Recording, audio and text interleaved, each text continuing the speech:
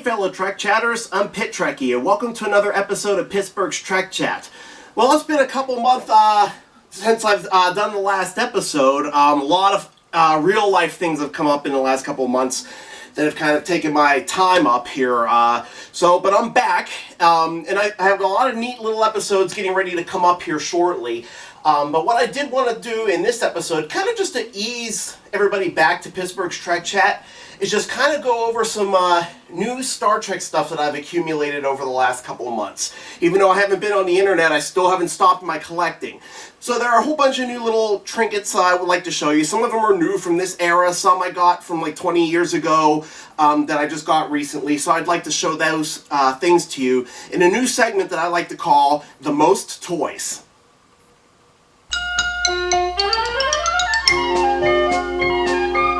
Alright, one of the things that I actually got was supposed to be a Christmas gift, but I actually got it about a month early this year, and it's actually sitting right here, the Airhog Star Trek Enterprise A drone. I've made jokes about it online about how I've actually crashed it and the Enterprise crew is doomed. That continues at this point because I haven't really been able to go outside and actually use it yet. So because of it being obviously winter time. So I'm going to show you a little bit of it. It's beautiful. It comes with a stand. It's made, it's just made of plastic and for the saucer section and styrofoam for the bottom of the ship, for the secondary hull.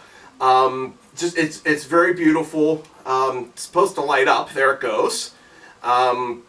Looks very nice. And this actually, you'd be surprised, it's actually a pretty sturdy ship. You would think that it was kind of, with it being so light plastic and styrofoam, that it would be kind of junky, and it really isn't. It actually looks very nice. What I also really love, by the way, here's the box for it. I would highly suggest that any fan that really loves drones of any type definitely get this. It's definitely a lot of fun.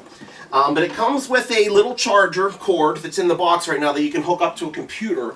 It's also got this really nice remote control. Actually even says NCC 1701A on the bottom there, so it kind of feels like it's official Enterprise property. So what you do is you turn it on. Let's see if it'll work here. There we go. And it actually comes with a lot of different noises on some of these. Different sound effects. And then there you go. Whoa. Well, I told you that I was going to crash the ship. Alright. But anyway, you just saw it take flight. I wasn't expecting to do that while I was testing the sound effects. But anyway, there are more sound effects on here, which makes this extra cool. Different bridge sounds, stuff like that, transporters.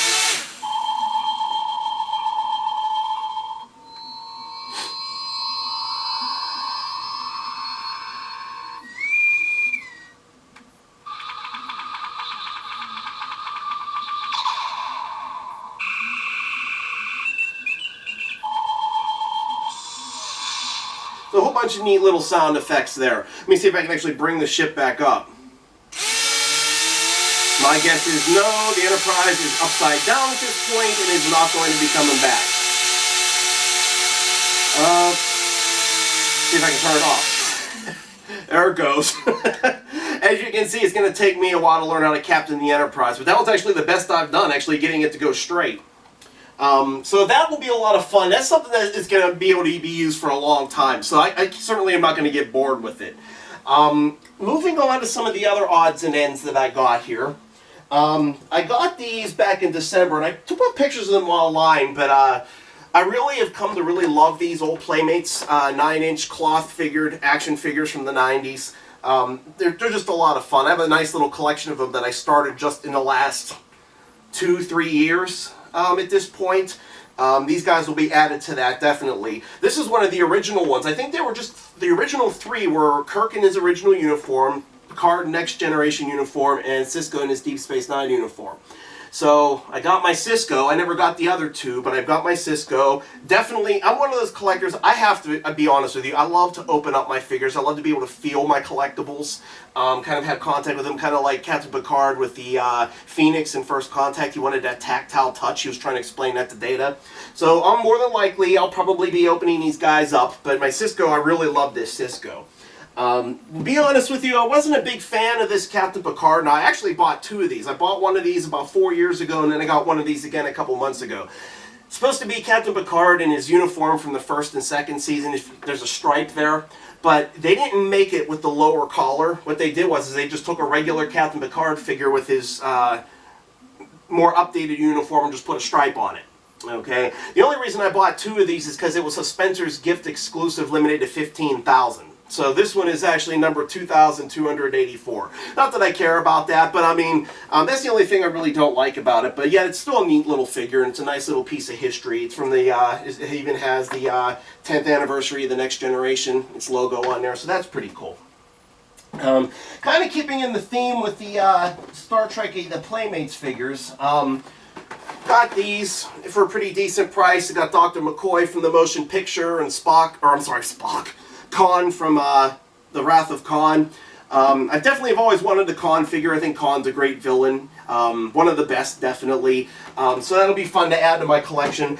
I've really become obsessed with the motion picture in the last few years. I love that movie. So to be able to have one of the motion picture figures, I'm really excited about, my Dr. McCoy. Just a little shout out to my friend Robert in Arkansas. He and I both talk about the motion picture quite a lot with each other online. So Robert, this is for you. All right? Little shout out there. All right.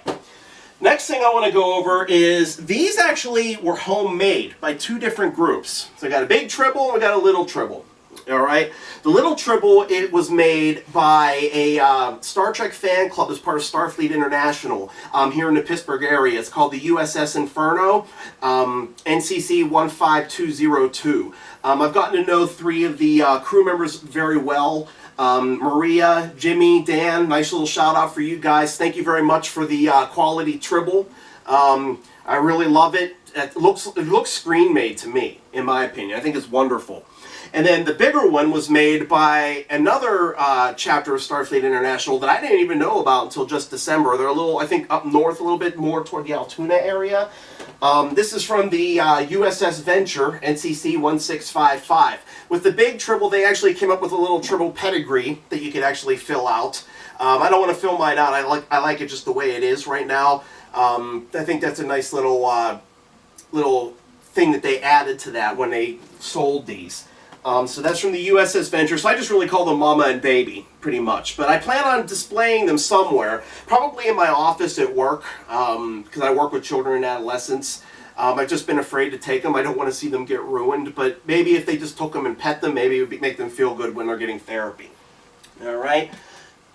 This kind of came out not too long ago. What is this, from McFarlane Toys? This Captain Picard action figure.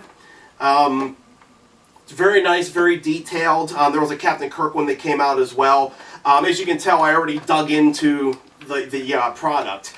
Because again, I love to feel my collectibles. All right, so let me just pull them out here for a second.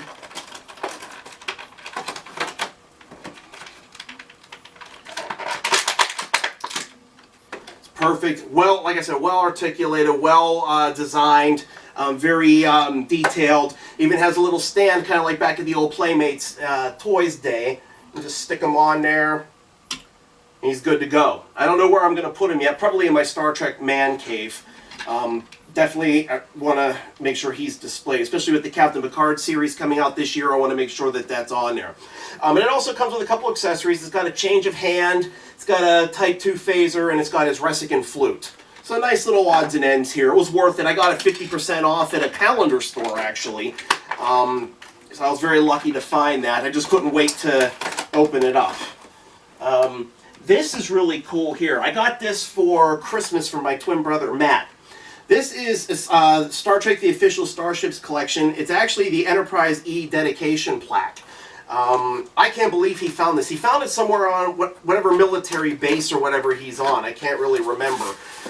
But this thing is stunning, absolutely stunning, and I'm going to get ready to finally hang it up down in my man cave. But that's the plaque right there. Nice little replica of the one on the Enterprise E. It's going to go in my man cave on my wall by the door. I was stunned when I saw this thing. I just think it's so beautiful. I can't wait to hang it up. If you guys can find these online or anything, I would highly recommend it. I mean, they're not plastic junk. They're made pretty solid, out of metal. Just the perfect little accessory for any Star Trek man cave. I can't wait to put mine up. So let me just put that away here real quick. Alright.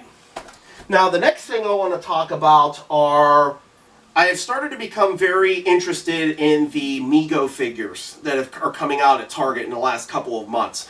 My collection is starting out slow, slowly, but it's making its way up bit by bit. So just the first one that I got was Chekhov. I've actually had this one and another one on the show before. But this is the Chekhov one. They never made the Chekhov in the 70s, I believe. Kind of like a first edition almost, it kind of feels like. So there's Chekhov. And then a couple months, or maybe a couple weeks later, I went and I got Sulu.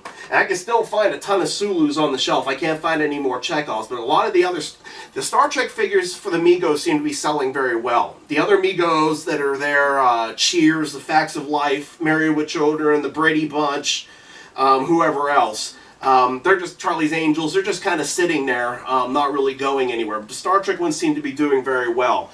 So these were my first two that I got from my Mego collection, which I love. The other one that I got this for Christmas from my mom and dad, was the Star Trek Mego, the 2-pack with Kirk and Spock from the alternate universe, the mirror universe. So obviously they never made those before back in the 70s. It's just a very nice collectible. The articulation's really nice. The uniforms are really nice. I'm very lucky that I have this. I'm glad I get to add that to my collection. And then I got to give a shout out to my really good buddy down in Tennessee. Probably one of the best Trekkies I've ever gotten to know, Johnny. Johnny just decided out of the kindness of his heart to just send this to me about a week and a half ago. And this is the Gorn figure that came out. I have not seen this in Pennsylvania out in my area at all. So when I got this in the mail, I was really, really surprised. I don't think they ever made the Gorn before. Maybe they did. I can't remember. They had that Alien series in the 70s, and I can't remember off the top of my head. But they never made this looking Gorn with the official uniform. What I love about these Mego figures is that whether they're Starfleet officers or they're aliens, they all have a Federation communicator and phaser, just like they did in the 70s. I think that's wonderful. But Johnny, thank you so much for this. It really meant a lot to me that you thought of me to be able to do this. And I will be honest with you, it has earned a place. I'm going to retire Captain Picard here, take him back to my man cave. Look at me, falling off the chairs. All right. And just going to put him in a place here. He's going to have earned an official place here on my desk. So that's pretty much everything. So it's been a very interesting episode. Crashing the Enterprise, showing you all my little doodads, and then falling off the chair. I guess I'll be needing to get a new chair soon. But I'm going to leave that in as a little way to laugh and chuckle a little bit. We all need a good laugh. And as a therapist, I believe that there's tons of work, a lot to say for the healing power of laughter. So that's it for my episode. If you have any questions or if you have any comments or anything, click the like button.